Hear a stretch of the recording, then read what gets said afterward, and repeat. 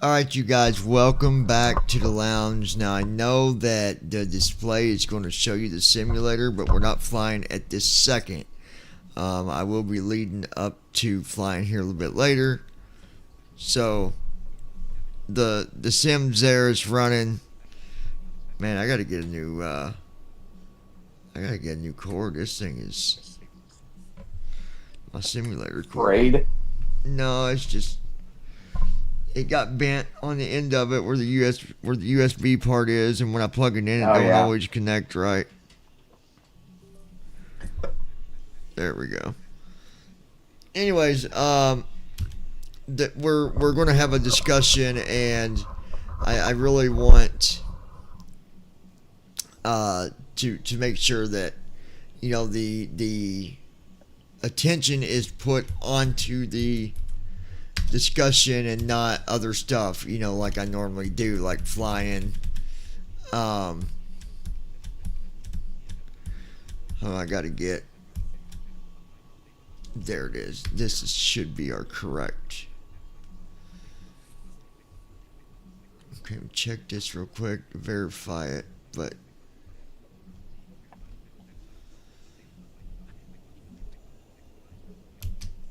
I didn't even look to see. If not, I'm going to have to disconnect and reconnect because the title needs to be what this is for. So hopefully, I don't. Let me look. What's the title supposed to be? I mean, what's it say? Flying back to Ohio plus chat. No, hold on.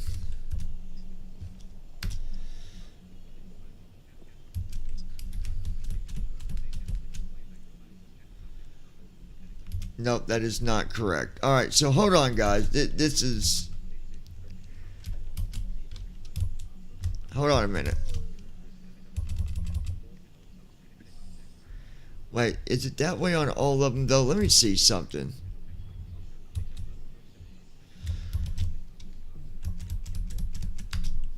Because that don't make sense that it's doing that. I can update it. Actually, I can update it while we're still live, I believe.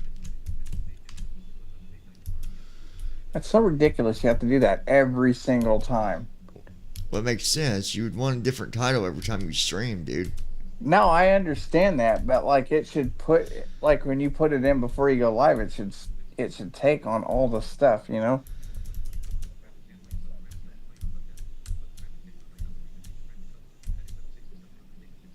Okay, so my TikTok is correct. Let me check YouTube. It's again. the YouTube that's not. Now, YouTube's got the wrong title.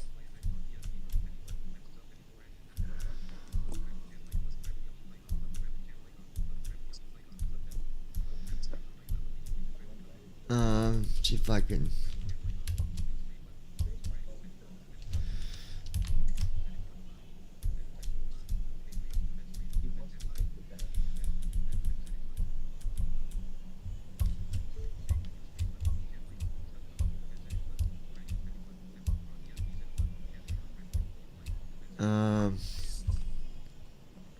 I don't.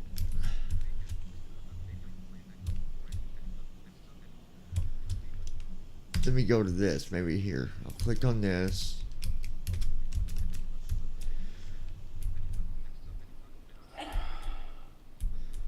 Here we go. Here we go.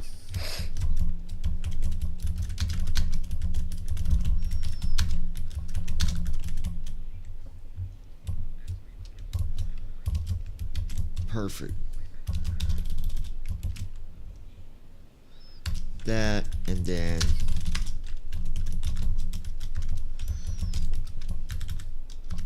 I don't know, I think it might just be a YouTube thing that does that.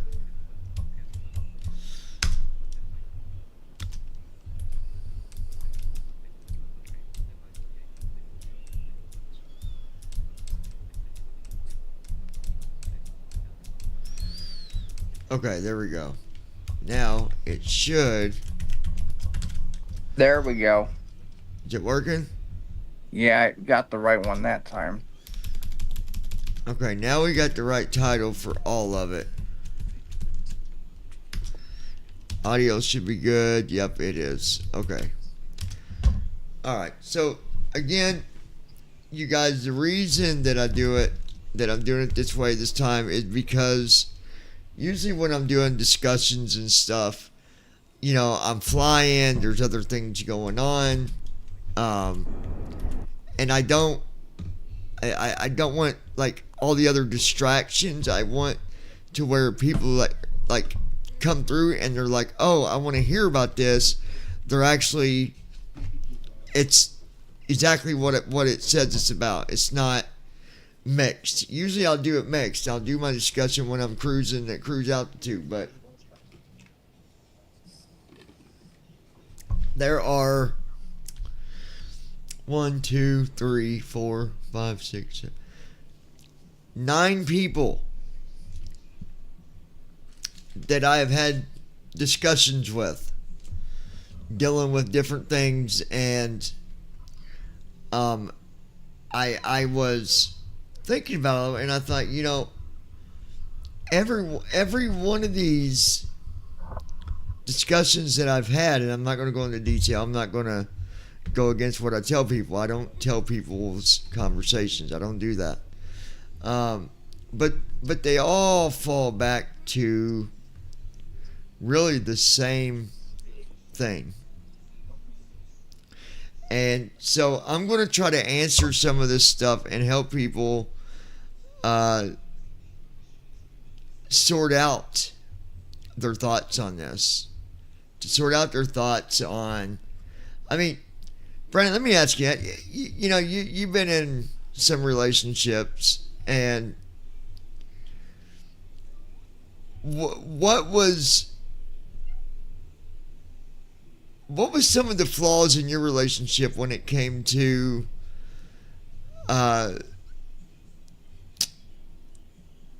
communication? Like, did in your relationships, was that a flaw for you? Did you have flaws, either you or the one you was with? Like, did you ever have a issue with communication, like where, you know, you all would just do things, but you wouldn't really talk about who's doing what, and like, was that ever something that you dealt with? Not with me, no, but the other person that I guess was with, they always had communication issues. That's surprising to me that there wasn't no communication issues, considering what happened to you. For a relationship that had good communication, it seems it's at least I would think that maybe you thought it was good. Couldn't have been that great if the person that you're with is taking advantage of you right in front of your right in front of your face, right? Oh, it definitely wasn't. Yeah. I mean, I went through that same.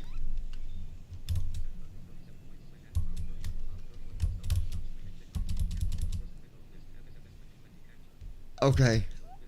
I thought I was on the opener scene where it plays music. I'm like, oh crap. I went through the same thing. I mean, mine wasn't perfect neither, right? Mm-mm. So,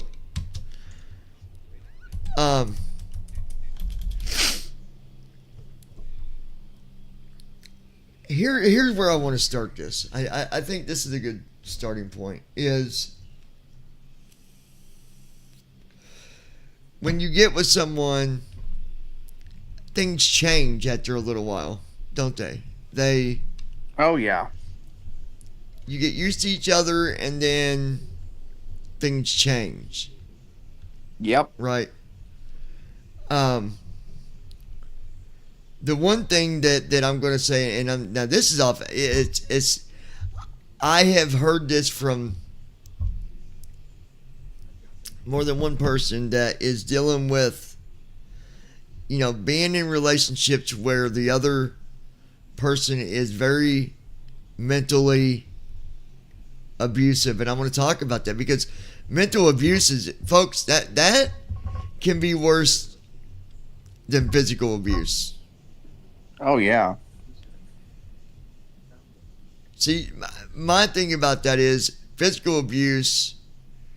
If you get hit, for example, if someone smacks you in the face, what's that do? That leaves a mark on the outside, right? Physical goes at you internally. I mean, mental abuse goes at you internally. Physical starts on the outside, right? And there is no light version of mental abuse. Now, someone could be physically abusive, not saying it's right, because physical abuse isn't right in any way at all. But maybe they are physical in the way of, they always like maybe grab your hands and hold you and not let you walk away or something like that, where it's not actually hurting you, but it's still physical. You know, I call it physical abuse anytime. If someone is touching you and you don't want to be touched, whether it's a smack, a punch, a kick, any of them, spit on, any of them, it's all physical. No one deserves to be physically abused. No one deserves to be mentally abused. And How about forcibly taking items out of your hand like happened to me? what do you mean? No, the person I was with before didn't like certain people that I was associating with, so they tried to forcibly take my iPhone out of my hand so they could go through it and delete the people that they didn't like.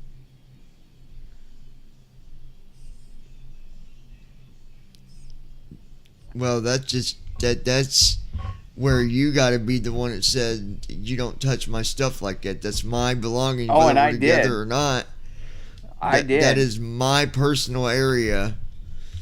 And That's exactly what I think did. that everybody needs a personal spot.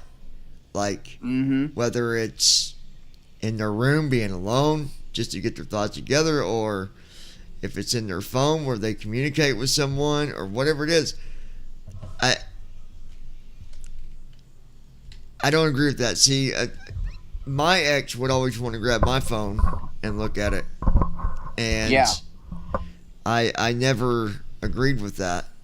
Like, That's how this person was. Oh, and they also wanted me to, when I would have a conversation, they wanted me to put it on speaker and have it right in front of them because they claim that we don't keep secrets. And I'm just like, or that she is a would private stand conversation behind I'm me having. and watch my conversation. If you're in a relationship, there should be 100% trust. You shouldn't need to do that. Yep. Exactly. But I mean, the even one, when I was talking to family, they would do that. And it's like, that is the none one of your thing that business. is not tolerated at all, and no one needs to tolerate. Do not allow yourself to be mentally abused. If you are in the situation where you are being mentally abused, as hard as it is, you got to step up. You got to step up and you got to let this person know that you're being 100% serious, that either it stops or I'm gone. The problem is people think that, people that do this, they think that they're given options. There is no options. Yep. There is no option. And sometimes that can be really hard because sometimes you try to figure out and try to understand why. Why is this person being like this?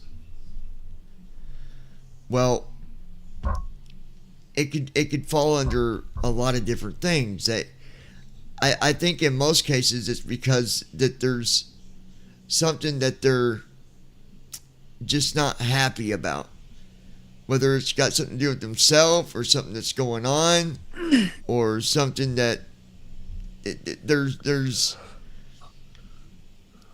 something that they're obviously technically upset about and they're not showing it, so they're taking it out on someone else. You know, I gotta say, when this person was doing all this behavior with me, like wanting me to have conversations on my phone on speaker and wanting to be where I am when I'm doing things on my phone, I felt like they were kind of mentally and physically stalking me. Who was stalking you? The person you helped me get rid Well, of. yeah, but you were together. How do they stalk you if you're together? You were in the same. I was in the same area, yes, but they didn't want me to do anything by myself, like privately away from them. Oh, okay. So That's what I'm getting at. I'm going to read something to those of you that might be dealing with this right now. I want to cover. I really want to make sure people understand this and have at least an idea of maybe what they can do, right? So, and I've got loads of material on this. I mean, this is my, honestly, this here that I'm doing right now is like my specialty area. I did so much of psychology. All right, mental abuse or psychological abuse often stems from a combination of factors. For example, insecurity, a need for control, or unresolved personal trauma. People who engage in such behavior might feel powerless in other areas in their life and use manipulation or emotional harm as a way to assert dominance or a way to cope with their own struggles. It's a it is a deeply harmful behavior that can leave lasting scars on the person being abused. If this is something that you're dealing with or trying to understand, the first thing is to notice when you are being mentally abused. So, Brandon, do you understand what mental abuse is? What is it? Basically, What does it I mean to think you? it's just, Well, what does it mean? What does it mean to be mentally abused? honestly, I'm not sure. You don't know what it means to be abused mentally. Mentally, just like if you verbally say things to a person that are mean and um, hurts the other person, that's mental abuse. Yeah, basically, being mentally abused means experiencing consistent emotional harm or manipulation that undermines your sense of self-worth, confidence, or mental well-being. That's the short definition of it. So, if you're going through it and you're trying to understand, maybe look at where is it, what part is affecting you the most? Is it when they're doing this to you, is it affecting your worth? Is it affecting your confidence? Or overall your mental well-being? If it's affecting any of those or all of those, then you are definitely being mentally abused. The thing I always said, it can take many forms. Like, so one way I explained it is it can take many forms, like gaslighting, right? Mm-hmm. Making someone doubt. Hold on, someone's trying to message me. I thought. Oh no, they're not. Making someone doubt their reality, constant criticism, isolation from loved ones, or controlled behavior. Over time, this can leave deep emotional scars and make someone feel trapped or absolutely powerless. The thing I always tell people is the one thing you need to know is you're not alone. If you're going through this, if you're trying to understand this or navigate this, you need to understand, number one, you are not alone. You're not alone. If it's happening to you, I'm sure that there's times that you probably feel like you're in a corner, nowhere to go. At the end of the day, this like I said, you need to realize that you are worth everything, and you need to be very clear on what's going to happen. Even when you love someone, you don't have to leave them, but you can definitely put things in a perspective where they understand that either A, we fix this, or B, I'm gone. You will not treat me like this. You will not undermine me. You will not treat me like I'm second best. And you sure in the heck are not going to continue to get away with it. Mm-mm.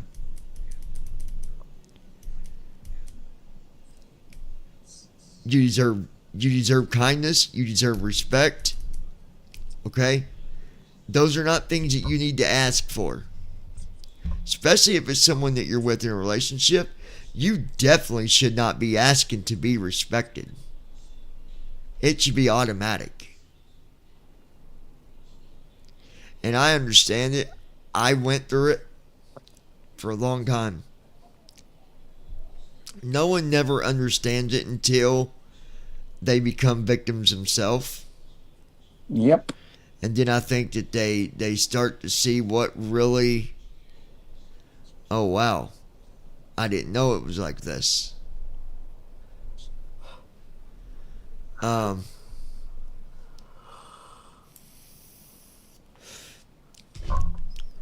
have to overlook our sleeping monkey over there. I think this guy needs some vitamin D. Need Something. some caffeine is what I need. No, I think you really need vitamin D because you yawn more than anybody I know, dude. And I did the same thing. I used to be guilty of the same thing, and my doctor put me on vitamin D, I'm telling you. If you don't get out a lot, I bet you if you were to have your doctor check, your vitamin D's low. I bet you. Problem is, I don't have a doctor. What? I don't even know who my primary doctor is. It's not that hard to get one, bro. You pick up the phone and make phone calls. Anyway, I don't look, like I said, I've been through it. I know what it's like. I know what it feels like. And it doesn't feel good at all. It really doesn't. Brandon, do you have an experience on being mentally, would you ever mentally abused in any way like that, or no? Honestly, I think the last person I was with that you and I both tangled with, yeah, she was definitely She mentally abused mentally you? abusive, and so was her mom. Like, were they insulting to you? Stuff like Oh that? yeah. Oh yeah. Wow. Very. You know, just because I didn't know how to do certain things, like they would be like, well, you should have been taught this and blah, blah. Like, You know, and the other they thing, basically were saying that my upbringing was bad because I didn't learn how to do something. And they constantly did that the whole time I that was makes there. no sense considering that girl lived at home with her mommy and daddy. That's exactly what I was thinking too. That just makes no sense. It doesn't. She lived at home with her mommy and daddy, but yet they're going to tell you that your upbringing was wrong. I mean, that's Yeah, they question my family. That's And, a oh, little- you should have learned to do this, and I'm just like, that's very hypocritical. I told her mom, I said, you are very hypocritical. You sit there and tell me that, but yet your daughter lives with you. Kind of hypocritical doing that to me when you don't do it to her. You know, the other thing is, At least too, I live on my own. if you're going through this and you are in a relationship, because it can happen being out of a relationship too, but if you're in a relationship, maybe you got kids, this is where you tell the person that either it stops, period, or we go to counseling together and figure this out, or I'm gone. Mm-hmm. Sometimes you can put things on the line, and when you do, it will sometimes get their attention to where things will start changing. No one can never say what's going to happen, but bottom line is nobody, I don't care who you are, I don't care where you're from, I don't care if you're rich or poor, I don't care if you're the sexiest or the hottest or the most muscular or I don't care what it is. No one deserves to be undermined and treated like they're second best. Nobody deserves to be called names, because you know what? Names, yeah, it's just a word, and people say it all the time. Oh, it's just words. Words hurt. Okay? Words hurt. You know, and I got to say, that's the dumbest argument I've ever heard, even growing up, about sticks and stones may break my bones, but words never hurt me. That, I don't know who came up with that argument, but that's the stupidest argument I've ever heard. Yeah, but as a child, it works. I mean, it's different when you become an adult. It's a totally different thing. But as a kid, that's to teach you to walk away when someone's calling you names. That's right. It makes sense why that saying was always put out there like that, because that's the idea.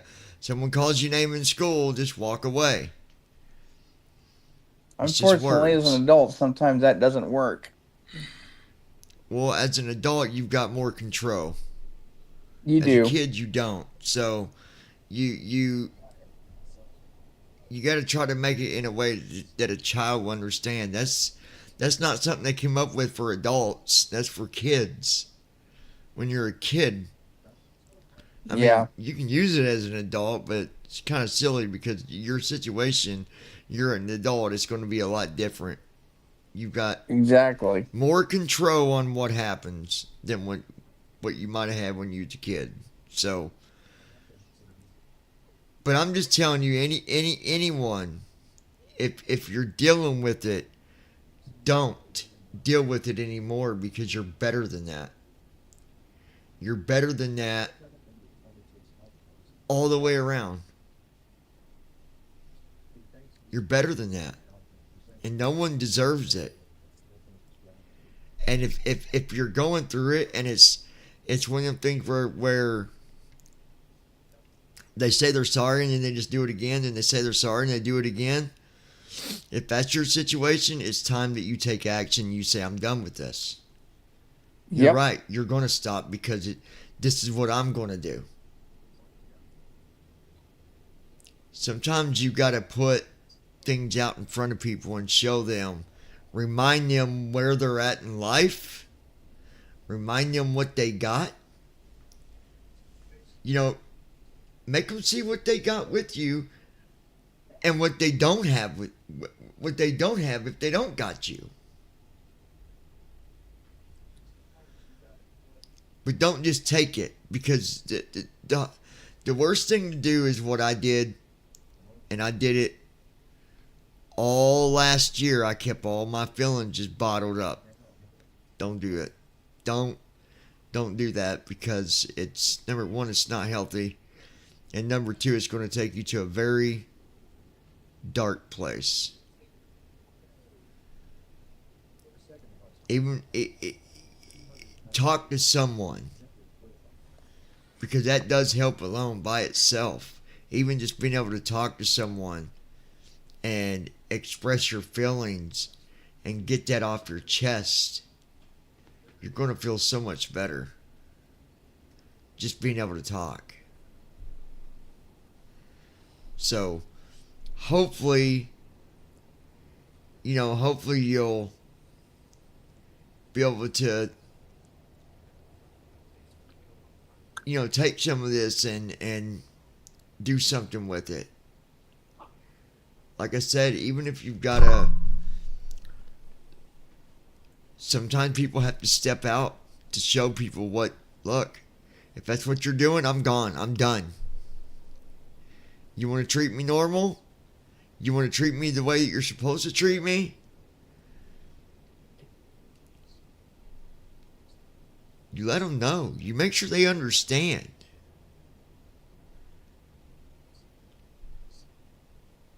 What it is with you and what it is without.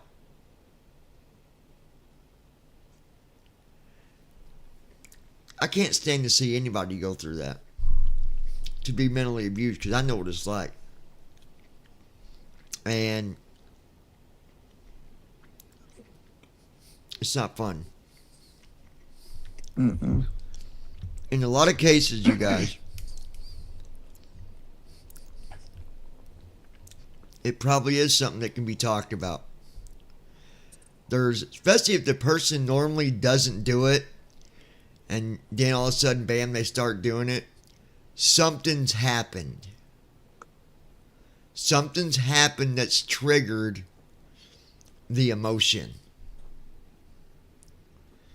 So try to figure out what changed. And it don't even got to be bad. It could just be something's changed, and it's put them in a position where they feel like, I don't know. There's a lot of ways that they could feel, but it's just like someone might get a new job and get put on get a new position, and when they go home they're freaking mean and grumpy, and it's because of their anxiety and stress that they're under at work. So there's always a reason why someone does it. It don't just happen just, oh well, that didn't really, I didn't mean nothing, that slipped. Now there's a difference in saying something that's slipping and being mentally abusive. So stand up for yourself. For sure. That's my main message I really wanted to get out to people tonight, because I had several that are dealing with things of very similar situations, and the answer is stand up. Defend yourself. The way they might want you to defend yourself is arguing back, right? Like, maybe it turns into a name-calling war. They want you to name-call back because that gives them the okay for what they did. Don't do that. Don't do the name-calling.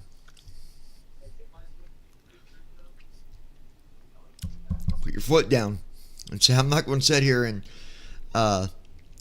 play a screaming game with you, calling you names back, or belittling you, and blah blah blah blah blah. Instead, you're going to do this, right? You give them that line that you're drawing. You draw the line. And you say it stops now. This is what's going to happen.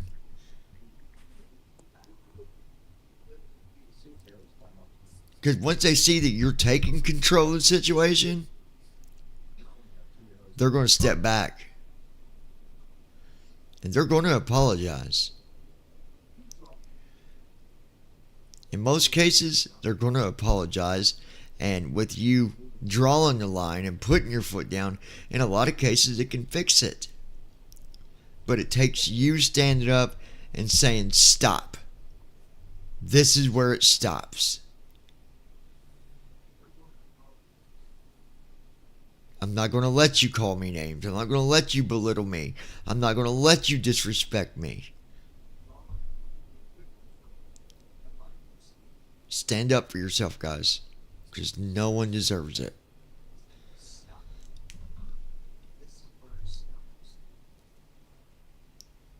So, anyway, what's going on in your end of the woods, Brandon? Oh, not much.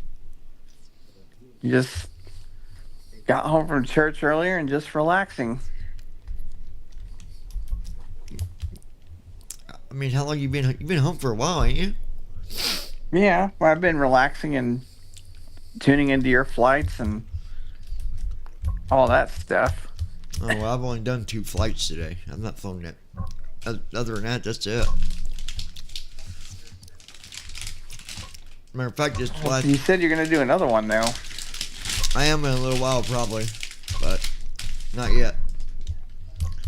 I think we're going to listen to one part of the one round of Left Behind, or not Left Behind, but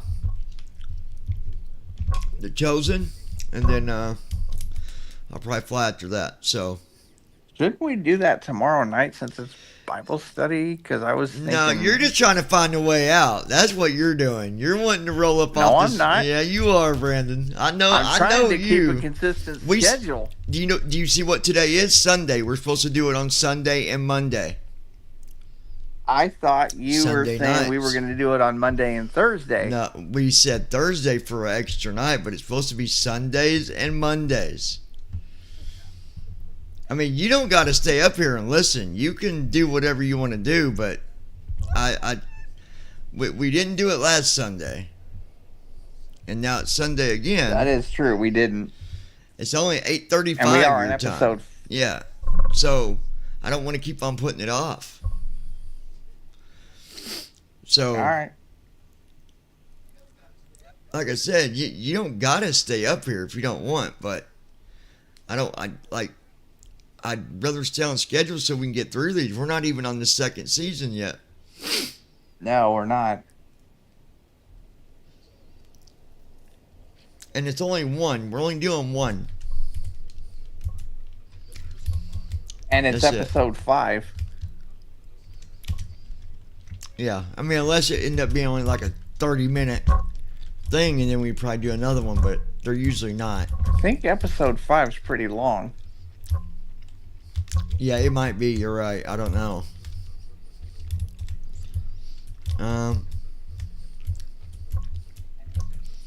Okay. I didn't remove, but I ain't got to move us. Why would I have to move us? We're in the admin room, so. What did we do last time? 4? Yeah. 3 and... yeah, we did 4.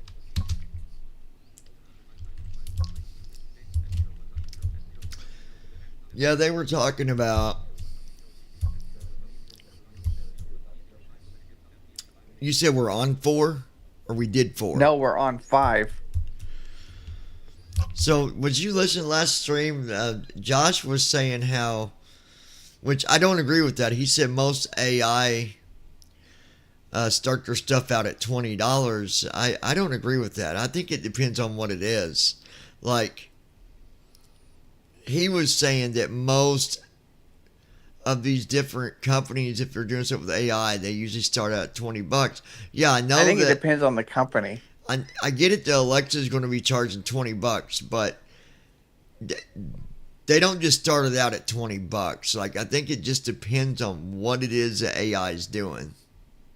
Well, and like I said, I think it's the different. I think it depends on the companies, like what they want to charge. Are you going to sign up for the Alexa thing for $20? Heck yes, I am. Sounds pretty cool. For the fact of the matter is, it's gonna, let's just be honest, make the devices a lot better as far as getting information. So what makes it worth $20 though? I mean, it's AI, but Probably the fact that it's gonna get a lot more information for you, and it's not gonna be like, I don't know anything about this like it normally does now. yeah, but for $20, it's got to be able to do something that makes it worth it. Not just I because think it's even AI also talking. do stuff. Like, didn't they do a video or something that showed all the stuff it could do? I don't know. I have to go look. I thought you said they had a thing that you was gonna watch just a while back that they were doing. I haven't seen any videos on it. I won't pay $20 till I see that it would be worth it. Because I mean, right now, Actually, if you get Prime, you get it for free. that ain't what Josh said. He said it's $20 a month. No, what he didn't say was if you have Prime, you get it for free. But if you don't, yes, you're going to pay $20 a month. Well, how much is Prime?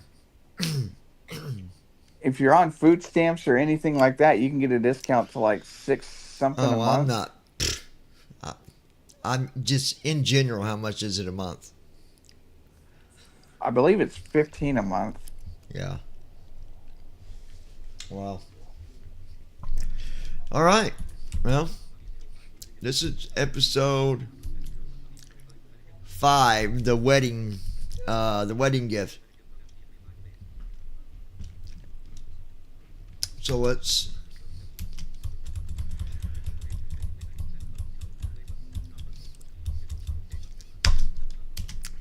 continue. I think you're right. I Angel think it is Studios. about an hour. I think this one is. Jerusalem, AD 8. People are walking through a bustling marketplace. Goats with large curved horns are in wooden pens. A man picks up a coin-like disc from a wooden board that holds shiny brown marbles. A woman carries a white bird in a cage covered with sheer fabric. A frantic, breathless woman approaches the man with the marbles. Please, have you seen Why are you alone, woman? my son? He's only 12. He's... Kids all over. It's Jerusalem. You from here? No. We came for the Passover feast. We thought he was in the caravan. The feast was 3 days ago. Jesus! Jesus! She continues searching. Mary. Ima! She turns to see a man and a boy. She wraps her arms around the boy and hugs him tightly. We looked everywhere day and night. We were so scared. I told him he's okay. Why is everyone so upset? Mary, he was in You there. were supposed to be riding in the caravan with Uncle Abijah. I was supposed to be with my father. Then why weren't you? I was. She looks at her husband, and he nods toward the temple. Mary looks from the temple to Jesus. You were in the temple? He nods. It was incredible, Mary. You should have seen him. He was teaching when I found him. The rabbis, the scribes, the scholars, they could not believe their ears. They barely let us leave. Didn't you know I must be in my father's house?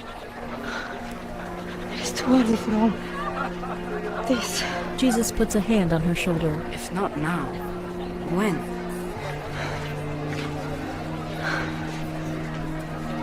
Just help us get through all of this with you. Please. Jesus nods. Mary smiles and presses her forehead against his. Maybe we should get going before they make a formal inquiry, huh? Mary nods. Jesus, please don't do that again, huh? Yes, Abba. May I read? We'll see. Hmm? Come now. We've got a long journey. The family walks together. What are you going to do for your mother for this transgression, huh? I'm going to make him rub your feet. Abba! They continue down the busy street with the towering temple in the background.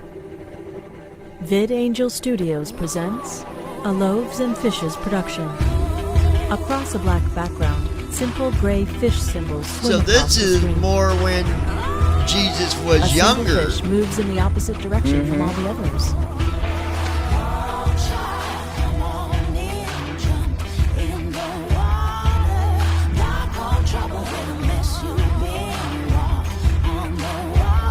A second fish joins the first, swimming against the others.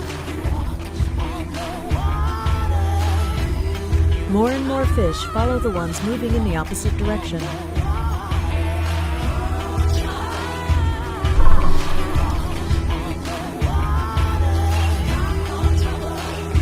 I like their opening with the fish thing. That's pretty cool.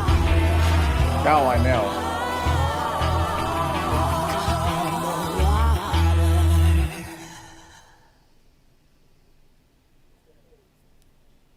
Cana, AD 26. A woman opens a door and looks out from the threshold. She smiles as she steps outside. In the courtyard, a man is woodworking. Two men set a large table on the ground.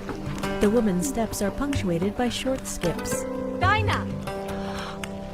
Mary? Dinah and Mary run toward each other and hug. What are you doing here? I heard someone was celebrating a marriage. I mean, so early. I came here to help. All the way from Nazareth? You must have been riding in the dark. When your best friend is the mother of the groom, you'll be early for the feast too. Now, come on. Give me a broom or something. Okay. Okay, come on. Nicodemus is visiting John the Baptist in prison. Miracles. Yes, John. Signs and wonders. From who? You. Are you adding those to my list of infractions? Only a Pharisee. You would have labeled Moses a lunatic for talking to a shrub. Do you consider yourself to be like Moses? John glances away for a moment.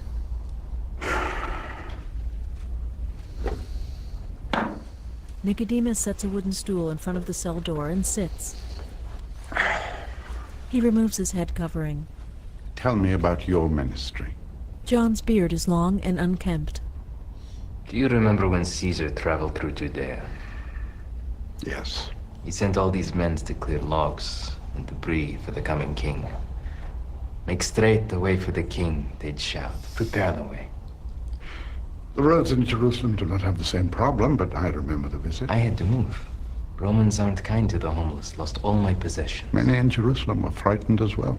Oh, they were lucky to have you to comfort them. For a price, of course. Should we be clearing the road for you, John? Is that the point of this story? I don't like your frock. The cost of the vestments alone could feed 3 children in Nazareth for a month. Do you hail from Nazareth? And Jericho, and Bethlehem, Jaffa, Hebron. I see. Well, you have a new home now. Whatever your mission was, I hope you completed it. Thought you were here to ask about miracles. But first, I wanted to tell you of a miracle that I've seen, but cannot comprehend. And then to make accusations. This is pointless. Nicodemus stands. Clearly, you are not a frothing madman, but every bit as unreasonable. You imprison me and accuse me of being ill-tempered. I am not your captor. Do you not understand? This is a Roman cell. I came here to speak to the warden on your behalf. On my behalf. Why are you really here, old man? The official reason? You are a Jewish citizen. If you have broken Jewish law, it sets a dangerous precedent to allow Rome to adjudicate. And the real reason. Nicodemus slowly and heavily sits back down. The truth? I am far from home. I am looking in places I would never go because... Now I've got to ask, why is he in jail? For something I John the Baptist? cannot Yeah. unsee. Because he No one else knows you're here. basically He shakes called his out head. Herod for marrying his brother's wife. Oh, okay. Tell me from the beginning. Told him that he committed sin. A woman is stomping grapes with her bare feet. The grapes are in a large stone vat. With one hand, she holds onto a loop of rope that hangs above her head. Clay jars and jugs are stored on a wooden rack nearby. I hope they don't drink the Simon grape approaches, but her or back eat is the to grape him. that she's smashing with her feet. Eden, They She actually turns. do that to make wine. we need to talk. So I hear. But it's have you heard? feet. And She shrugs. Oh. Nothing that I makes mean, that's sense. the only way they had to make wine back in that time He period. looks down, and she puts her hands on her hips. Last night you told me the truth. Let's continue with that. He steps closer and sits on a wooden stool.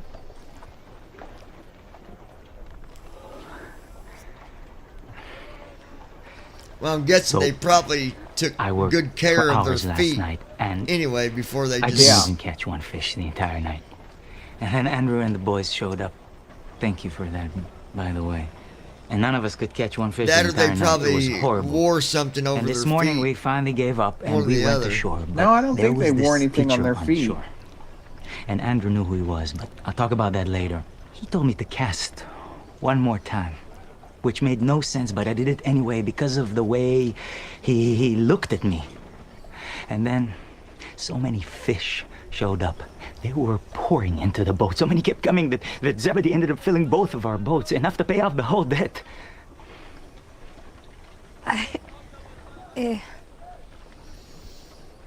What? I know. Why don't you seem happy? Well, this is hard to explain.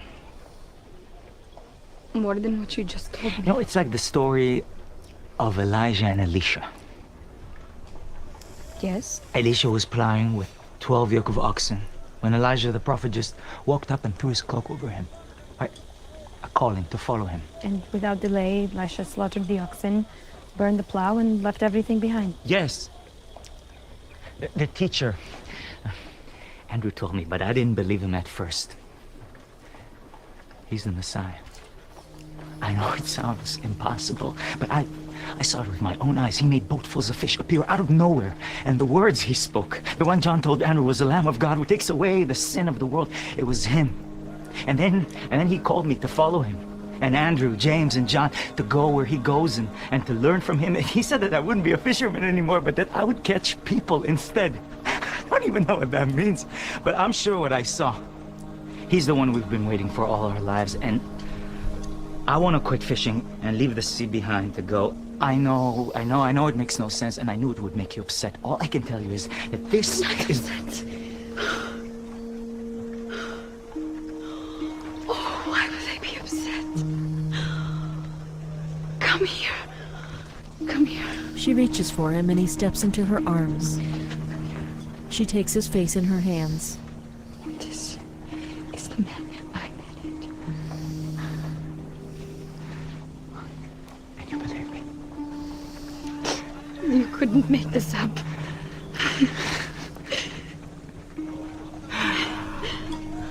Of course he chose you. I don't know why he did. I tried to tell him I'm a sinful man. Everyone is sinful. I don't know what this means. I don't know yet how I'm going to provide. I don't care about that. Then why are you crying? Because someone finally sees in you what I have always seen. You're more than a fisherman. You know, I will travel sometimes. I don't want you to feel abandoned. You have to go with him. How could I feel abandoned? I feel saved. Eden, it's not gonna be easy. When have we ever had anything easy? It's not our people's way. They both smile. She continues stomping grapes. So, are you going to help me? I actually could watch you do that all day. Wash your feet.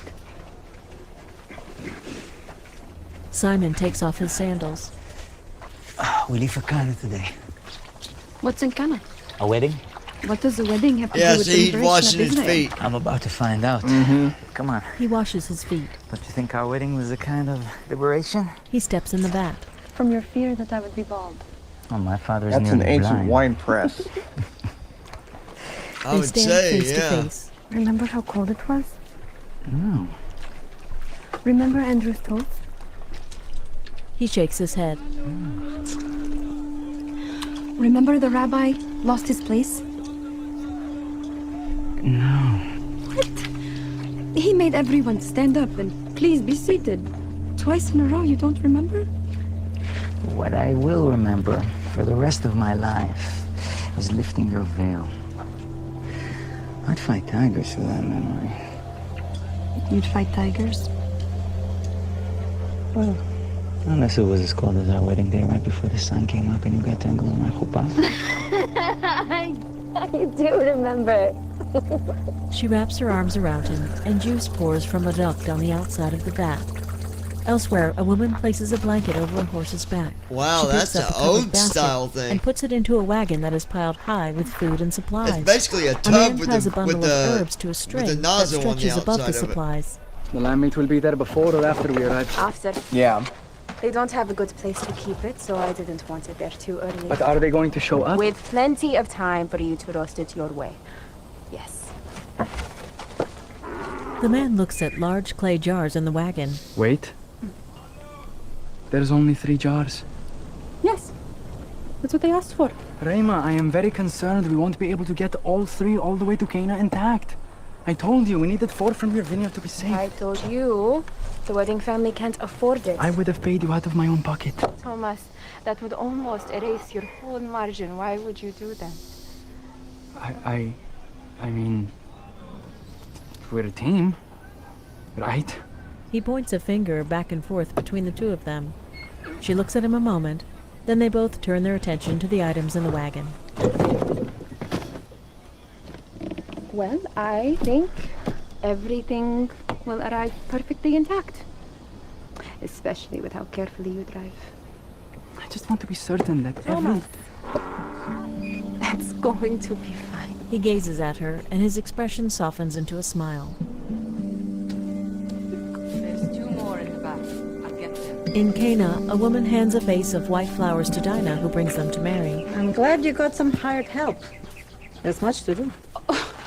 Tirza, she's a neighbor. We couldn't afford anyone extra, so she volunteered on her only day off. And here I was, thinking how lucky you were to have me. My son just married his love, and I'm surrounded by friends. Couldn't be luckier. What is she like? Oh, Sarah is lovely and respectful and just wonderful. Her parents, Hela and Abner, are not so convinced. About Asher? About Rafi and me as in-laws. The father especially. But he's very successful and influential, so maybe it will be good for the kids' future. Don't have to grovel to anyone, Dinah. I'll come around. Dinah nods with a furrowed brow. I should go find Rafi. She hands Mary a single flower, then walks away. In the wilderness, Simon is walking with Andrew. I do appreciate it. You heard me tell Eden how grateful I was. I heard your words, but I also watched your movements. Don't know what to do with it. Don't go on long trips. I hold it like this. If I had a stick, I could sling it over my shoulder. Simon takes a small bundle from Andrew. He arranges it over his brother's shoulder. We'll see what the others do. What if they didn't pack lunch? Will we look stupid? What if it comes off as ungrateful? I don't know. Maybe it would look like we never traveled with the Messiah before and we don't know what we're doing. I'm a bit nervous. Come on, don't be nervous. If you're nervous, I'll come on too strong. Don't tell me you're not nervous. I said I was. You said Look, if I'm nervous... I know what I said. They stop and face each other. I don't want to let him down. I don't want to do it wrong. Come on. We'll probably both do it wrong. It's like fishing. Remember when Dad taught us? Dad didn't teach us anything. We just sat there. And watched. And then it was our turn and we made our own mistakes. Simon smiles and places a hand on Andrew's shoulder. Can you believe this? Well, you guys are great. They turn to see Mary Magdalene, John, and 2 others standing under a tree. Hey. Have you been here long? Oh, yeah. Perfect day for a wedding, huh? Master. Simon, Andrew, Mary, James, John, Thaddeus. But where is, James is in the tree. Uh-oh. Raining figs. Figs? For the journey. Ah, now we won't even need to stop for lunch. He jumps down from a branch. Thank you, James. Yes, Master? Ah, 2 Jameses. How will we solve this dilemma? Well, what if I go by Big James? Is that acceptable to you, young James? Yes, I think that's fair, Master. The sense of justice, too, huh? Then it's settled. Now, to the road, my friends. The bride and groom await. Meanwhile, Dinah and Mary are studying something in front of them. It's a tall canopy. It's made from timbers, and it's crooked. I think it might be a little chromier on this side. Perfect. No? Yeah, no, it's perfect. And sturdy. Let me speak with the carpenter. I know their language. It will be okay. Will you help me decorate it? Dinah, please. Let me do this for you. Mary, I love you, but Rafi and I got what we paid for. I'm embarrassed how few timbers we could offer. There's no reason to settle. Who's settling? It'll be perfect. There are many other things to do today, Mary. You said so yourself. Always a bright side. Someone has to be.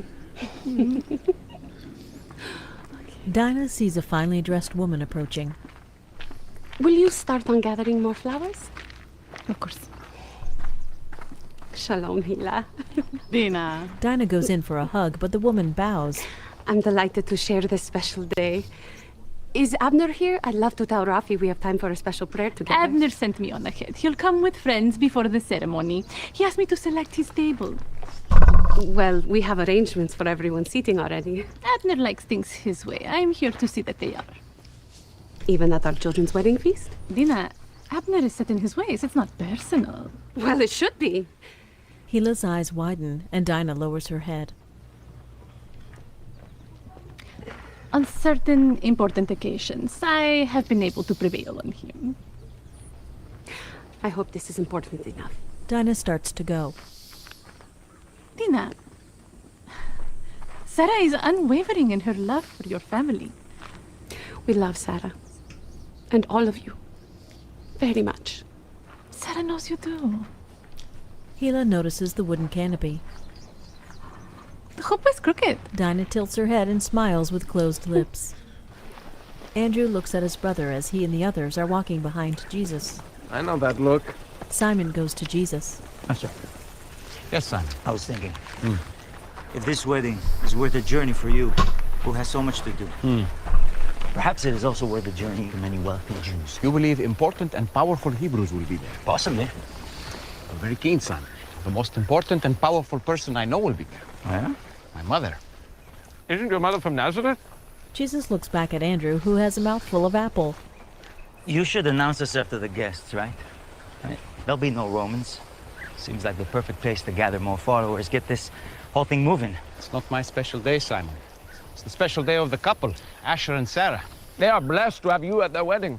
Do they know what a remarkable thing it is? Well, considering that I was the clumsy teenager who cracked my head open at Asher's when he was a child, I don't think he finds me remarkable. Did you think much of your childhood friends? No, he didn't have any. That's not true. I stand corrected. He had me. Compulsory service. I don't remember kids exactly lining up around the block. Mary, did you think that having brothers would be like this? I always wanted brothers as a little girl. Soon you'll have 12. Then tell me how you like it. 12? You'll see. Ah, we're getting close now. Cana is just over the next rise. With Mary and Dinah, Well, we had a wedding. It just wasn't like everyone else's. Why not? You know why. Mary indicates a large belly. I would have gone. I know. They're putting flowers on the huppah canopy. If Joseph were here, he would be so proud of you and Rafi. So happy for you. You don't think I'm overdoing it? I would have said so. It's just that Gila's canopy for their son's feast had exquisite and extravagant... It doesn't even matter. Sarah and Asha will love it. Have you heard from your special guest? He's coming.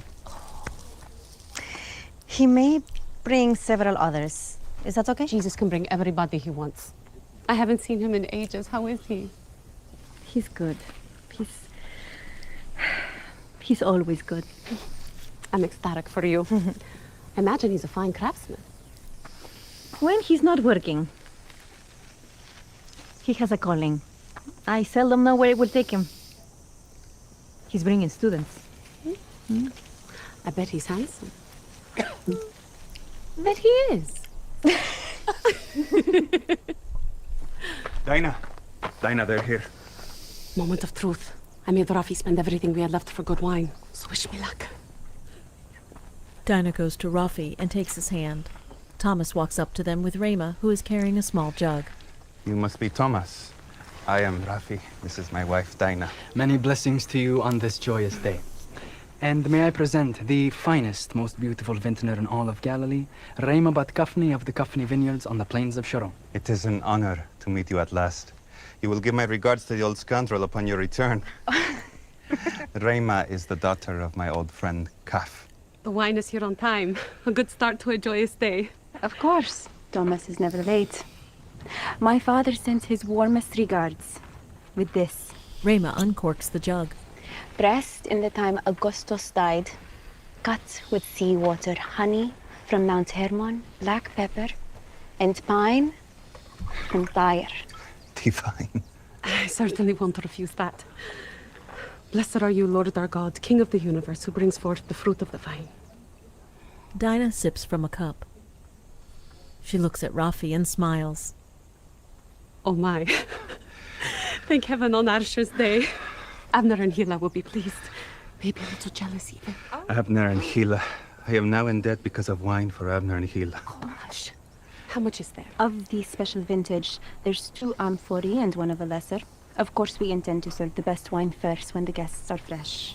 Later, when everyone is stuffed and senses dulled, we'll serve the remaining jar. Do you understand? Yes, son.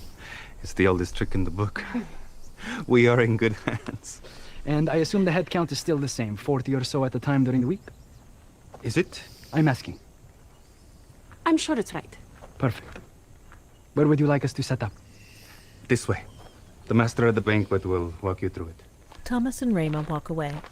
Dinah looks toward thick double doors where Jesus and his students have arrived. Knock, knock. Can we come in? Mary runs to him. Hi, Ima. Oh, how are you? I missed you.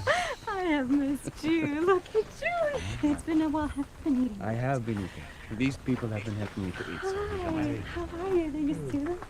I'm James. Nicodemus is at the prison. Multiple demons. I saw it myself. They jeered at me from inside her mouth. Nothing could be done for her short of a miracle. And she won't say who restored her. He did not reveal his name to her. John paces in his cell. What? What? It has begun. What has? If he's healing in secret now, the public signs cannot be far off. Public signs? What? Nicodemus stands. You know him? You can say that. What's his name? Who has ascended into heaven and come back down? I asked his name. Who has gathered the wind in his fist? Don't quote Solomon to me, you wild mongrel. Who has wrapped up the waters in a garment? Finish. No, you answer me first. Future of Israel. Finish the oracle of Agur, son of Jakeh. Who has established all the ends of the earth? What is his name, and what is the name of his son? Surely you know. You are careless with Torah. God does not have a son except Israel. Israel is his only son. All of us. Suit yourself. You know, they'll put a man to death for blasphemy like that. Who will? You? It'd be a terrible precedent for Rome to adjudicate. I should never have come here. All your life you've been asleep. Make straight the way for the king. He is here to awaken the earth. But some will not want to waken. They're in love with the dark. I wonder which one you'll be. Oh, wow. Now, if this man is anything like you believe, or if he exists at all, you should leave this region. Your presence alone puts him in danger. If you think he needs my help, you've heard nothing. Nicodemus furrows his brow, then walks away. Oh boy, John talk looks about a way to upward get with a called smile. out. Yeah. Meanwhile, Thomas instructs. When the song is over, bring out the olives and the cheeses. Set them on the long table in between the loaves of bread and the cucumbers. Outside, the guests, including Jesus and his students, are singing and dancing around the tables. And in the streets of Jerusalem, shall be heard again in the cities of Judah. Rama is counting the guests. She returns to Thomas. Thomas! In a moment. Thomas! Okay.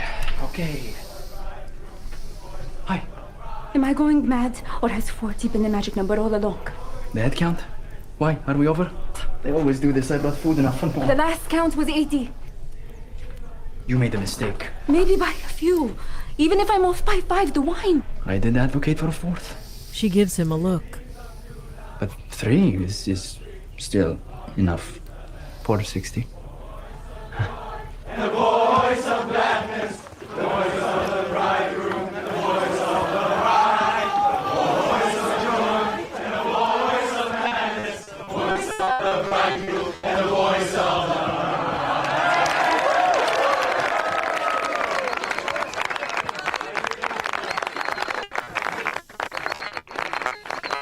Oh, come on, can you talk? Don't break They now. raise their cups. Blessed are you, Lord our God, King of the universe, who brings forth the fruit of the vine. Amen. They all drink.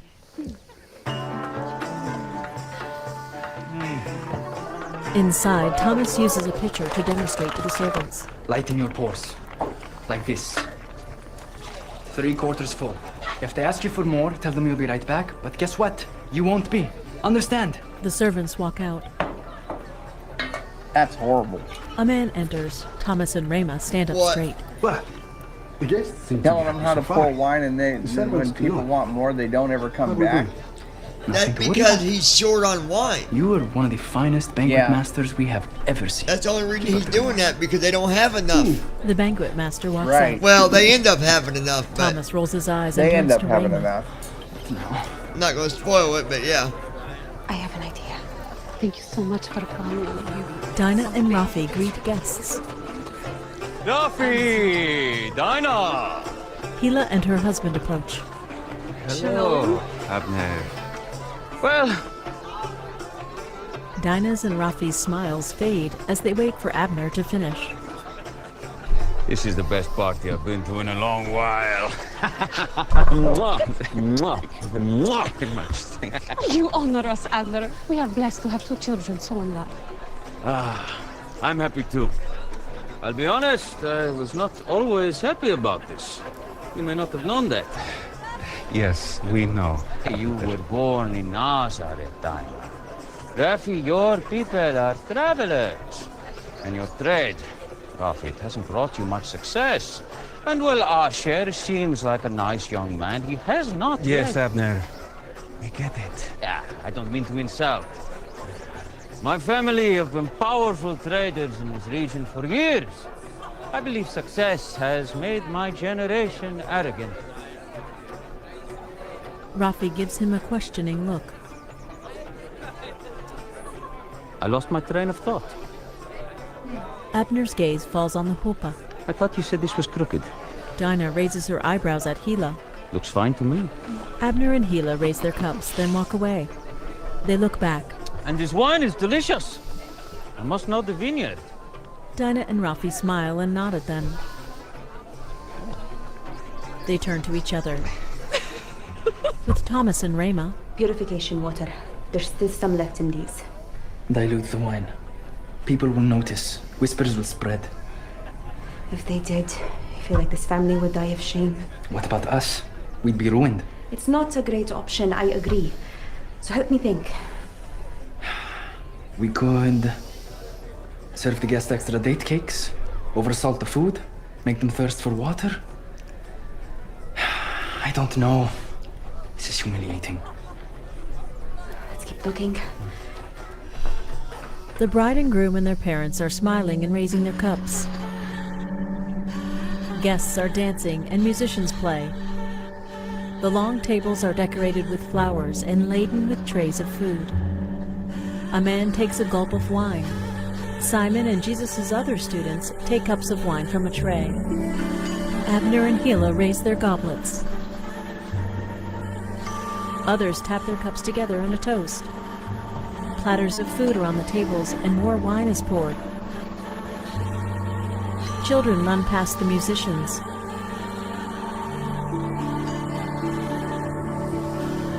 As daylight fades, a woman lights candles. Children are at a table listening to Jesus. He has 3 small bowls turned over and he moves them around on the table in a shell game. The children watch closely. A girl lifts a bowl and smiles. Mary Magdalene and her fellow students of Jesus are talking and eating at another candlelit table. A servant brings a platter of food. Dinah holds a wine goblet as she talks and smiles with Rafi. People continue to drink as the evening wears on. By flickering candlelight, the students look over at Jesus entertaining the children with a tower of cups in front of him. They have no idea who sits before them. The cups fall over. To be a child again, yes? I think we are the lucky ones. They have to go home with their parents tonight. We get to stay with him and his mother. Where will that be? Who knows? With him, I have learned to stop worrying about those things. I haven't. It's cold in this region. You think he would let you freeze? My brother has many worries. I keep reminding him of when our Abba taught us how to fish. We just sat there and watched until we became fishermen. We will watch him. Jesus builds another tower. And watch and watch and watch. Forever, I think. The students gaze thoughtfully. I'm going to get more wine. Get two? Simon keeps his cup out of Andrew's reach. He lets him have it. I don't even know why I'm here. It's usually the students that choose the rabbi, not the other way around. And I'm not even a student. Neither was I. Thaddeus introduced me to him. How did you meet? On a construction job in Bethsaida. He hasn't exactly been picking the best and brightest students. What? He works? Well, until recently. He's not a professional rabbi. Yeah, but I thought he has no home and no job. No permanent home. Simon smiles. He's a stonemason. Like you. A craftsman. He taught as well. He asked me to follow him. He said he was building a kingdom. A fortress stronger than stone. I believed him. What were you building in Bethsaida? A public amenity. An aqueduct? No, of something humbler. What then, man? It's not proper to say in front of a woman. I have seen and heard things that would turn your blood to ice. A latrine? Wait, ice? Mary nods. Yes. Our master building a privy. A job is a job. I was cutting stone for the retaining wall. He was building a ramp of cedar planks, so the crippled and the elderly could get to it without climbing the steep stairs. But why didn't he heal them so they could mount the steps themselves? He's always saying his time has not yet come. Calling your name. The catch of the fish. Why was it his time for miracles then and not others? Because those were private. He hasn't shown his signs to others publicly yet. What's keeping him from making his ministry public? The wind blows to the south or to the east, and you cannot say why. Simon nods with a smile. A latrine. Yeah, we better not spread that around. He doesn't hide where he's from. Oh, don't tell Andrew. That room. Yeah, he'll be surprised. And now, friends, the dance of Miriam. Thomas dips a ladle into an empty jar as Dinah, Rama, and Mary walk in. Thomas? He slowly turns to Dinah. Talk to me. Meanwhile, with Jesus, Just watch out for the frogs this time. he sees Simon and Andrew. Oh, sons of Jonah! We were just looking for you. Dancing to the song of Miriam, and we thought you wouldn't want to miss it. Of course. Let's the three of us show them how it's done, huh? I don't think that's such a good idea. Why? Andrew has 4 left feet. 4? Why 4? When he tries to dance, he looks like a donkey walking on hot coals. Oh, Andrew, do you deny it? I've never seen a donkey walking on hot coals. Actually, that would be a terrible thing to behold. My son. Ah, Andrew, you see, even my own mother will join us in the Song of Miriam. They've run out of wine. Thomas and Rama stand behind Mary. But it's only the first day. Yes, and it's all gone. Not a drop left. You live over there, Why are you Brandon? telling me this? We can't let the celebration end like this. I'm good. And Asher's family humiliated. Boys, go join the others. I'll be right there. Simon and Andrew return to the party. Jesus takes a step away with his mother, and he places a hand on her shoulder. Mother, my time has not yet come. She covers his hand with hers. If not now, when? Please. What's she talking about? They look into each other's eyes, and she smiles. Talking about the wine. No, he said my time's She not turns yet and goes come. to Thomas and Rama. Yeah, because his time has not yet come to She leaves them with Jesus, save and everybody they turn from to him. sin. Oh. Shortly after, Thomas, Jesus, and Rama enter the room where the He's water jars basically are moving stored. his timetable up with this, Thomas motions what he's toward doing. them. Both men study the jars as Rama watches from the doorway. Fill these jars with water. I'm not sure you heard her clearly, but we've run out of wine, not water. These are similar in size to your amphorae. The prudent marks, yes. Equally filled all the way to the brim. You're a very responsible person, aren't you? We are in a crisis, and I was led to understand you have a solution. Do you know why jars for purification rites are made of stone? What? You heard me. Thomas looks to Rama, who nods.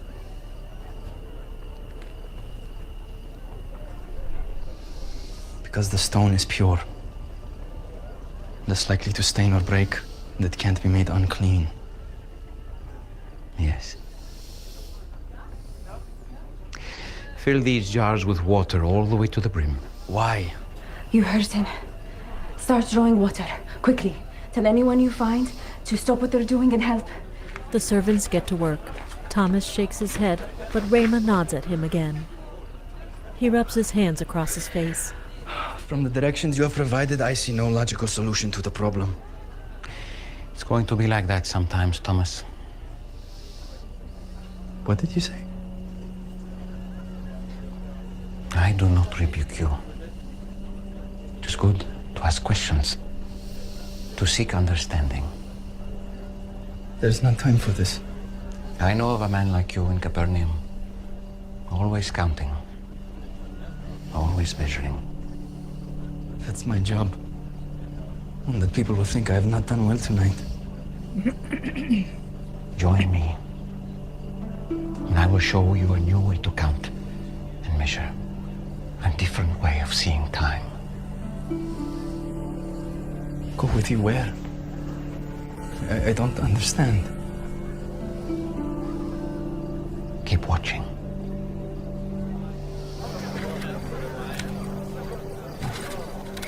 At a table, Abner absently toys with seeds on a serving tray. He tries to sip some wine, then tips his empty goblet. With some effort, he stands.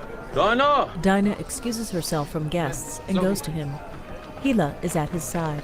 Abner, I do hope you're enjoying yourself. Where are the servers? I don't know, but I'll go find them right away. It is far past time for another round of wine. The last one was nearly an hour ago. Yes, well, you see... Surely there is more coming, Dinah. I'm very sorry. Just do not worry. This will be taken care of immediately. Next round of wine right away. Thank you for reminding us it's all under control. Mary pulls Dinah away. Mary Magdalene is with Thaddeus. Was your father a stonemason as well? Smith.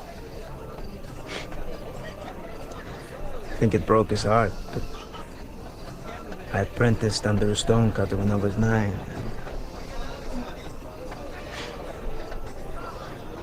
Every man must leave his father. Masonry seems like harder work. It isn't harder, it's just more,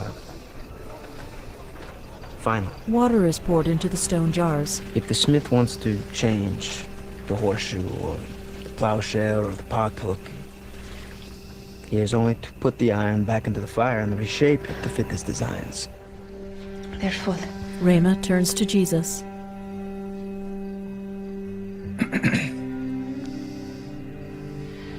Everyone, please step outside.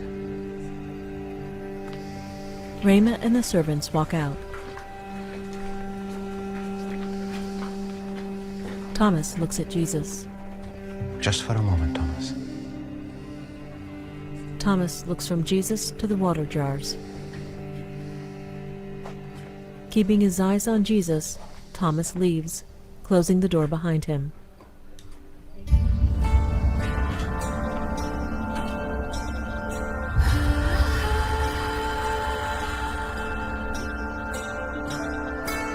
Jesus slowly steps closer to the jars.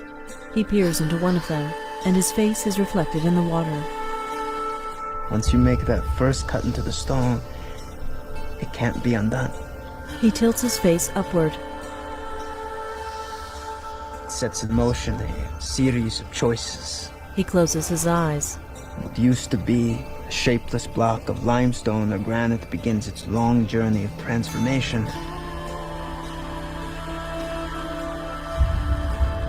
And it will never be the same. Jesus bows his head.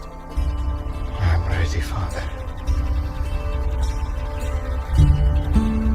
He slowly places his hands on the rim of a jar.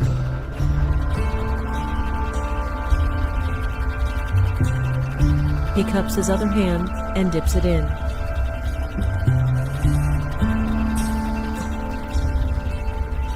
As he lifts it out again, red wine pours from between his fingers. A smile spreads across his face.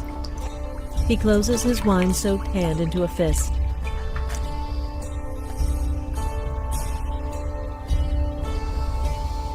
Shortly after, he steps out of the storage room. Go draw some out and serve it to the master of the banquet. Thomas and Rama look at each other. As Rama walks past Jesus, she nods to him. The servants follow her into the storage room.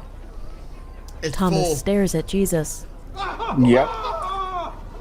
Jesus smiles. He walks away, leaving Thomas staring after him.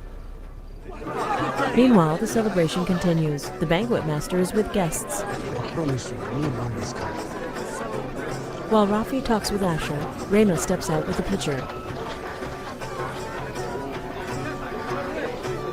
Abner watches as she pours wine for the banquet master. Oh, it's about time. The latter vintage, sir. Good, good. Let's have a taste. He tastes the wine as Dinah and Mary watch tensely. Stop the music! Stop the music! Everyone, listen. I have something I would like to say. I would like to address the bridegroom and the bride families. At every wedding I've ever overseen, they serve the best wine first. And then, when the people have drunk freely, much later in the feast, they serve the poorer wine, the cheap stuff. Not today. Because by then, who is going to notice? Am I right? The banquet master looks at Dinah. But you have chosen now to serve the best wine I have ever tasted. She turns to Mary in surprise. Let us thank them for this unnecessary but honorable gesture. Abner grins and points at Rafi, who shrugs humbly. Jesus is smiling in the crowd.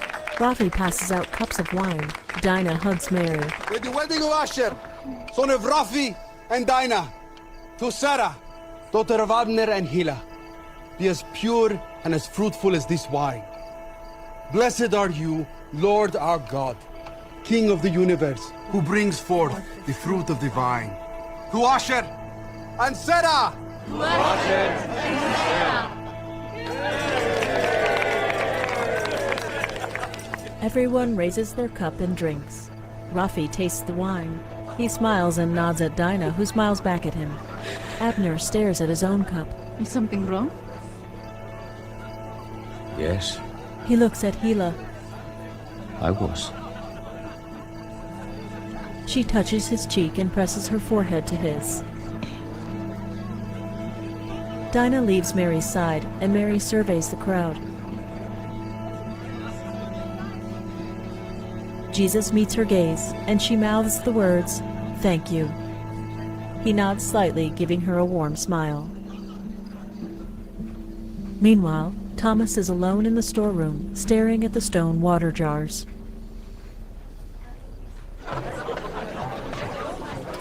Among the guests, Simon is watching Jesus interact with others. Jesus faces him. Fish, wine, what will be next? Any suggestions? Anything and everything. Let's do this. I'll go with you to the ends of the earth. I hope so, Simon. But I seem to remember there was a problem. Something about Andrew's feet. Simon's mouth widens into a smile. Andrew's feet. But first we must evaluate, no? No, I can't. I think we have to. No, I can't.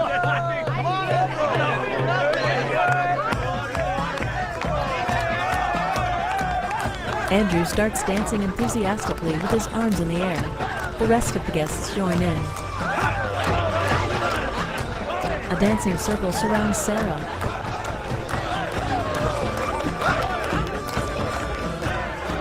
Jesus and his students have their arms around each other as they dance in a circle. Rafi, Asher, and Abner form another one with their guests. Abner takes Rafi's hands and they bounce to the music. Sarah continues her revelry at the center of a group that includes Jesus' mother, Dinah, Hila, and Mary Magdalene.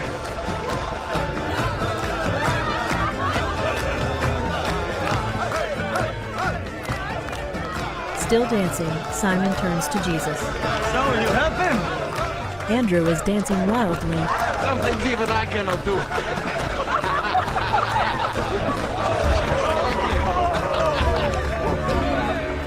In the night sky, the full moon glows brightly. Later, Thomas is watching Jesus chatting with his students. Rema walks up to him. That should be it for the night. She follows his gaze. Who is he?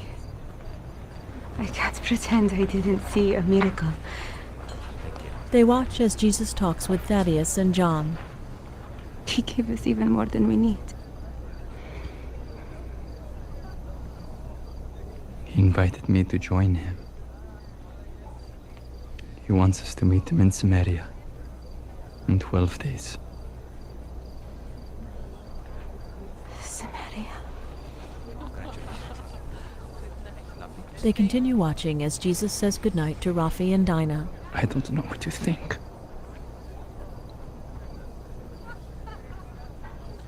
Don't. She turns to Thomas, and he looks at her. Maybe for once in your life, don't think. They both turn their attention back to Jesus. The screen fades to black. The Chosen. That was good. Created by Dallas Jenkins. Produced Can you in imagine your association cup, you with fill Out a of Order glass of water and it Studios. turns to wine? Narrative script written and read by Beth Sharp for the Emmy Yeah, Award that's winner. pretty. Wow. So basically, Jesus hadn't planned, and that's what Brandon was talking about this earlier. He hadn't planned to start doing things at that time, but he moved up his schedule, which changed everything. That one wine event changed everything else. All the timing. Think about that. What would it have been if he had waited on his regular time? I mean, no one knows. I don't know. It's just hard to think about, like, what would have happened. I wonder how early he had started doing stuff. I don't know. I think the wine was his first miracle. Right, but I wonder how early he got started. I think that was the earliest he got started. No. I mean, if he hadn't started then, I wonder when he was going to be starting. What was the later okay. time than that on when he was going to Yeah. start? Oh, I see. So you're saying, what do you think would have been his first sign had he not turned the water into wine? Yeah, I think either way the wine was going to happen, but I just wonder, like, how far off was it going to be that if he didn't do the wine there, when was it going to be he was going to start doing stuff? That'd be a good question to ask Casey. I wonder if he might come up with an answer for us. I don't think on anybody. That. I don't think anybody has that answer. Probably not. But I'd be interested if there's been any studies done on that.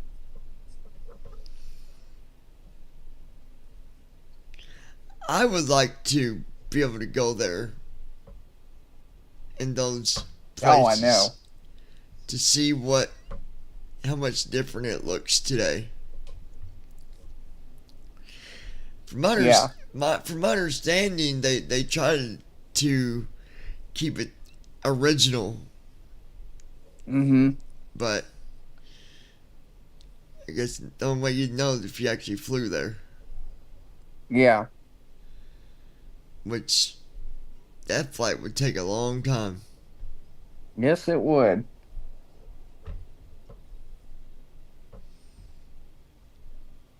You got crickets. Yeah. I just heard one in the background. Are you outside? No, I'm inside. I got that's my echo done on a very low volume. Oh, it's your echo making that. Oh, because you got that. Never mind. John. I should have known that. You got that, in the forest. He's in the forest hunting, isn't he? Yes. I knew it. Oh my gosh. No wonder your levels is so crazy, because that thing runs 24/7 hunting. I think. Oh, my levels aren't that crazy in hunting. Altogether, your levels are. Like, you're up there pretty far. Oh, hunting and combat are two different categories, but yes, you're right. My combat is way up there. It's over 1,000. Yeah. Nice.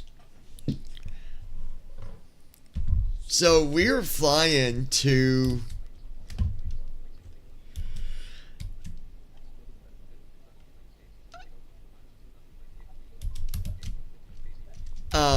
we're in Cincinnati, and we're going to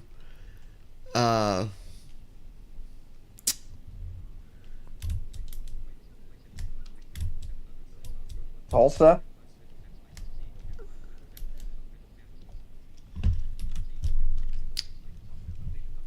Yeah, it's not Michigan. It's Oklahoma? no, what's the name of it? Hold on.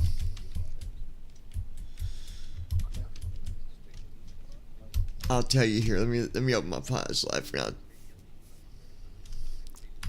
Oh.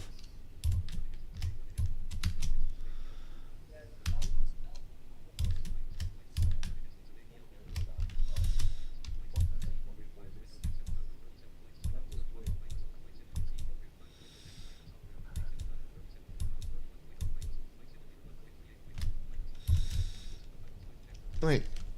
No, there's not a Pilot's Life running, you jackwagon. Hold on.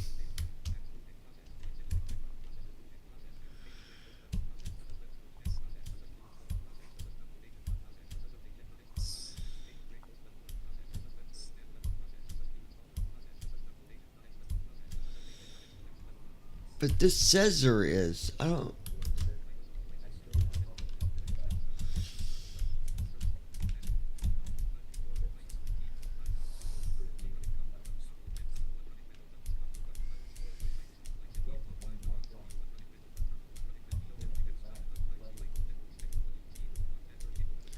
Let me find it.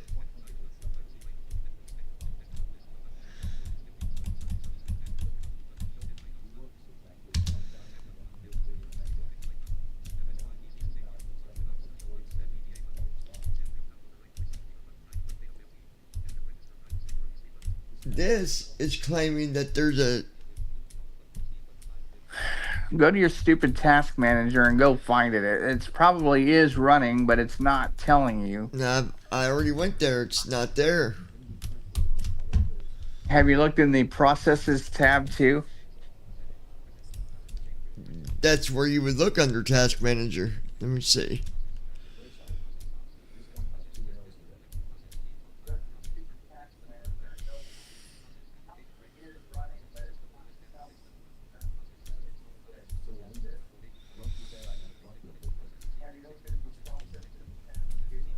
I'm looking here. Hold on.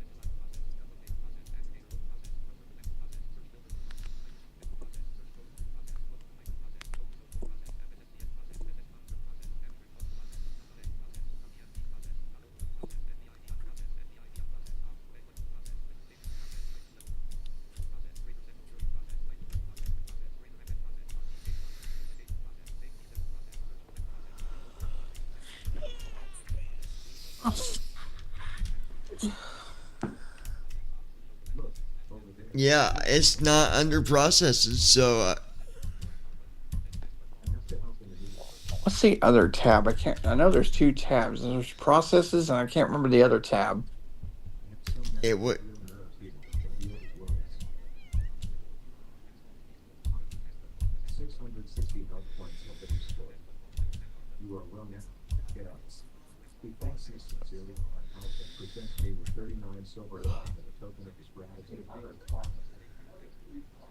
Oh no, I think you're going to Memphis.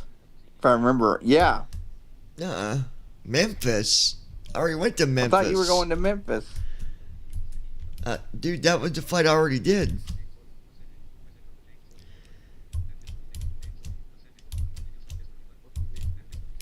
And you've done the one to Tulsa already? I don't know. Either way, I gotta fix this, so.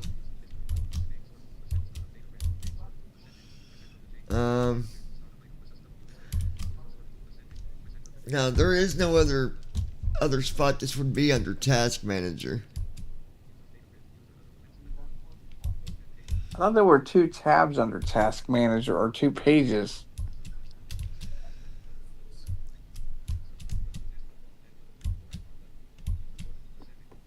I mean, there's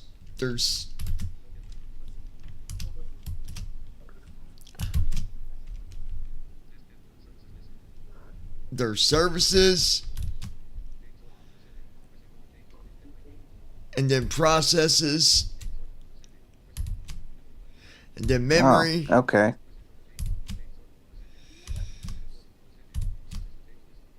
Process details.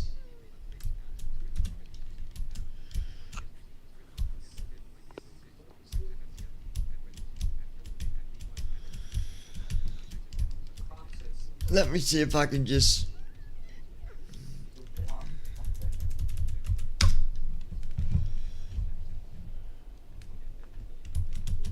There we go. Got it. Got it. I mean, it's letting me log in. I don't know why it didn't earlier, but... That was weird. Yeah, the flight you were listening to earlier was you must have tuned in. You couldn't have been there the whole time because I told everybody where I was flying. So you must have tuned in afterwards. No, I missed that part. Yeah. What just...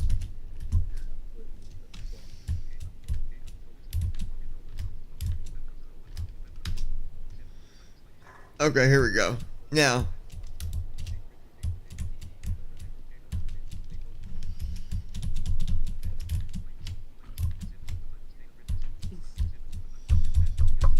oh my gosh.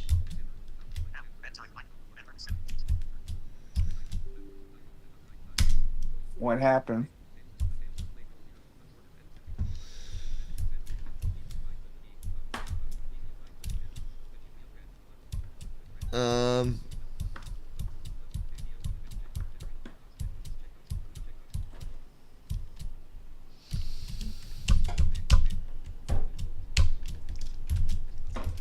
This stupid...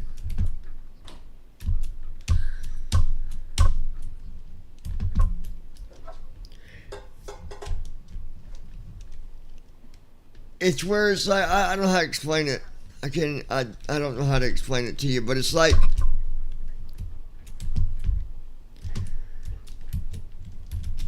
I can't do nothing with my reader because it's like it's like I'm holding the key down, but I'm not. Oh, jeez. It's like its sticky keys are activated.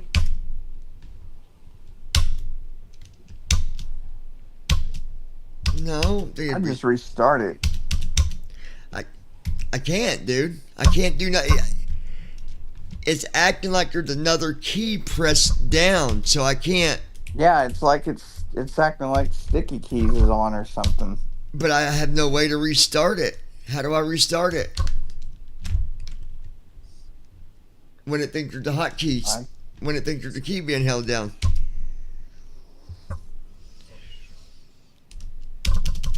Good God.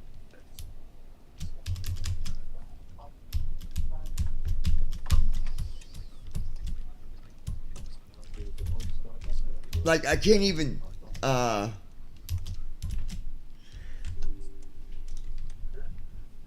my gosh. This is stupid. Not funny, stupid. I know. I don't know what.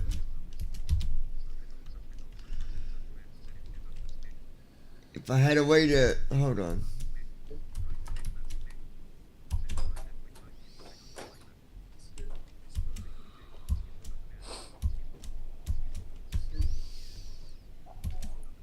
It's like the insert key is being held down. Good God.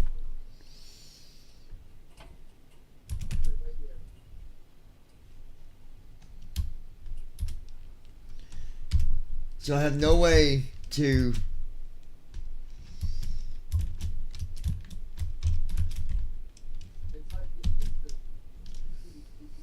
Let me try something. What if I turn on narrator?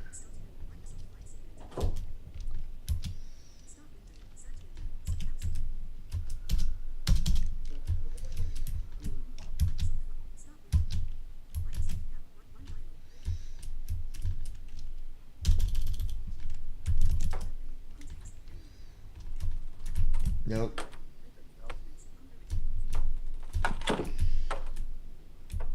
was hoping I could do it with narrator, but how did I do this last time?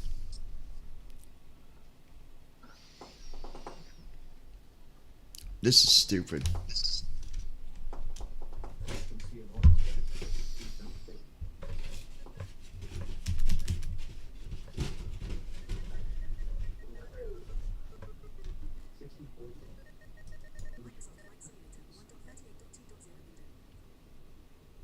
And I don't know how you get sticky keys off if that's what it is. Options menu. Page 1 of I don't either, honestly. Currently highlighted. Activities. Button 1 of 4. Test your skills with landing challenges, bush trips, and Let more. me see something real quick. Hold on, guys. I'm going to Press see ESC something. to resume. Press space to load / save. Press home to restart. Press end to main menu. How do you turn off sticky keys on Windows if they come on? Pressing the Shift key 5 times will turn off sticky keys. Alternatively, you can press... Let me try that.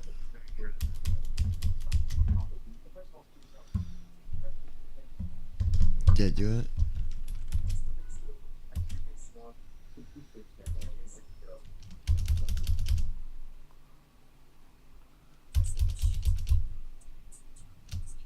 No. Let me ask you again. It said another way too, and I didn't listen. How do you turn off sticky keys on Windows if they come on? Pressing the Shift key 5 times will turn off sticky keys. Alternatively, you can press the Shift key 5 times to turn off the feature. This answer is from Droidrent.com. You just said the same thing It's not. twice. Stupid thing. Yeah. I gotta wonder if it's gonna come down to you having to restart your computer.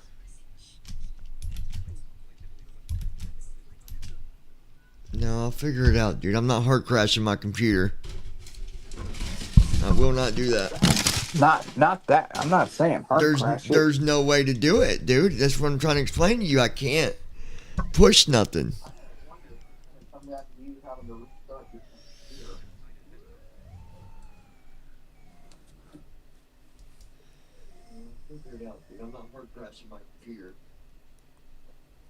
That's what I'm trying to tell you. I can't push anything because it's acting like there's a key being held on. Good grief.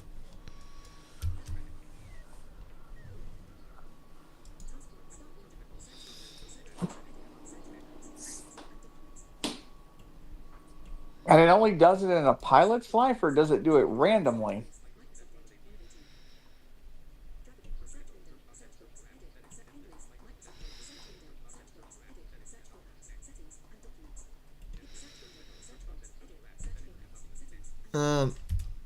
No, I hit something that did it.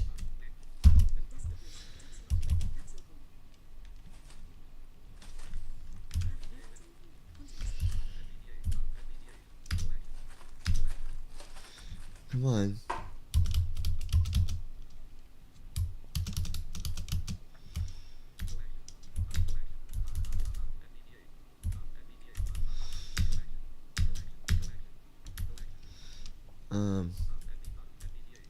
Try something. Hold on.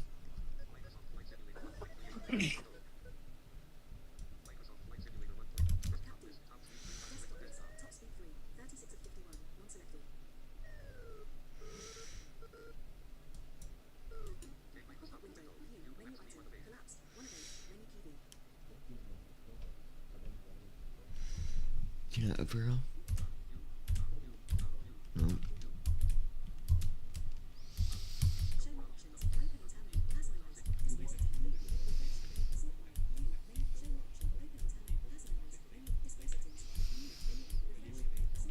Oh, I'm trying a different way here.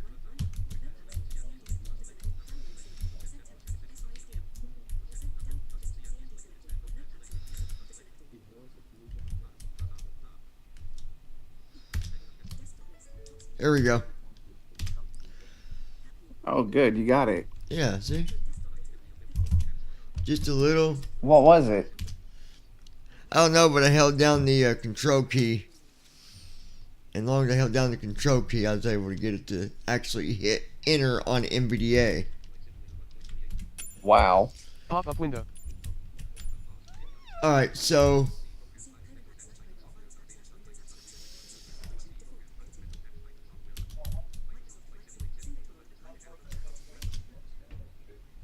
Okay, so...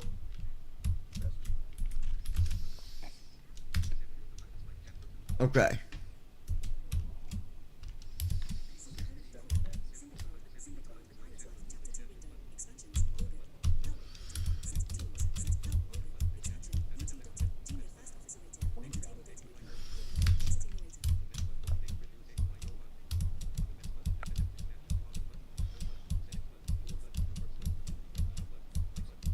Here we go. Schedule.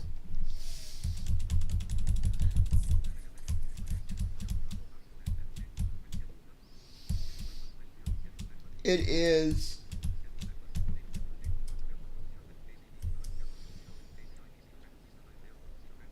Cedar Rapids. Cedar Rapids? Okay. Eastern Iowa, yeah. All right. I couldn't think of the name of it. I'm like, what the heck is the name of it?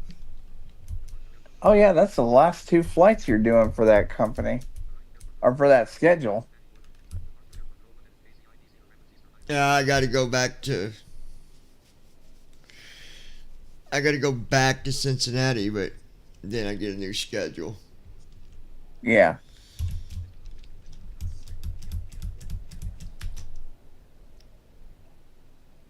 But well, I think I'm gonna go grab me a snack and tune in and chat with you on stream while I sit and relax and eat some cookies. I only had 1 cookie today. I'll talk to you.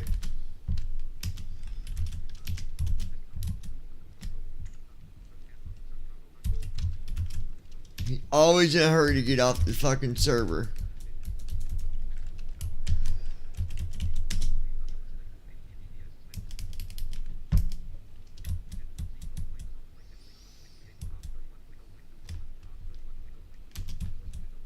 Alright. I need to change the title, guys. Hold on.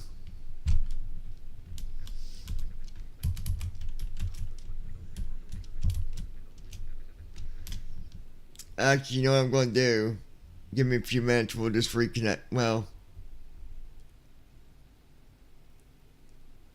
yeah. Give me a few minutes. We'll reconnect it.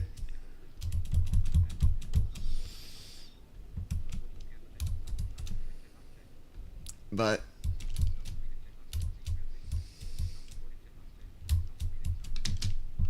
we'll end that. I'll be back in a little bit, guys.